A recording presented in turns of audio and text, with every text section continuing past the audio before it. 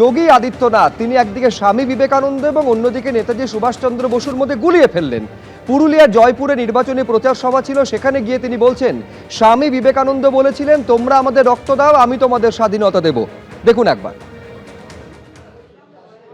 स्वामी विवेकानंद इसी बंगाल की धरती ने दिए हैं।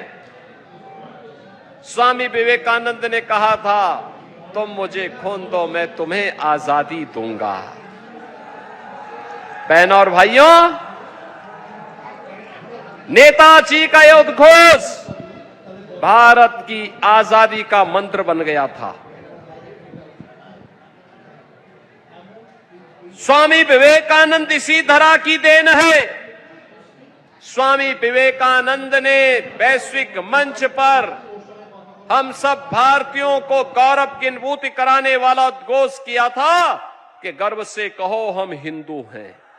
আজকে যোগী আদিত্যনাথ ওইগুলো শুনে এবং সাষ্টাঙ্গে প্রণাম দেখে মনে করছেন আমি কিছু বলবো না, আমিও বলবো give me blood I will give you freedom. এই কথাটা বলে দিলাম। তিনি বলছেন, যোগী আদিত্যনাথ বলছেন, এটা নেতাজি সুভাষচন্দ্র বোস বলেনি, কিন্তু যোগী আদিত্যনাথ বলেছেন এটা স্বামী বিবেকানন্দর কথা। স্বামী বিবেকানন্দ বলছেন give me blood I will give you freedom. পরের খবরে আসবো। ফ্ল্যাট দেওয়ার নাম করে প্রতারণার অভিযোগ, নুসরাত জাহানকে এবার তলব করলো এনফোর্সমেন্ট ডিরেক্টরেট। আমি আরো বিস্তারিত এই নিয়ে জানবো, সরাসরি কথা বলবো। প্রকাশ সিনহা আমাদের প্রতিনিধি রয়েছেন, কি খবর রয়েছে প্রকাশ? না দেখো শুভজিৎ, তুমি জানো এর আগেও কিন্তু নুসরাত জাহানকে আরেকবার তলব করা হয়েছে এই মামলায়। ফ্ল্যাট দেওয়ার নাম করে যে রাজারহাটে একটি আবাসন তৈরি করে প্রতারণায় সেভেন সেন্সেস বলে একটি কোম্পানি, এবং সেই কোম্পানির একজন অন্যতম ডাইরেক্টর হচ্ছেন নুসরাত জাহান।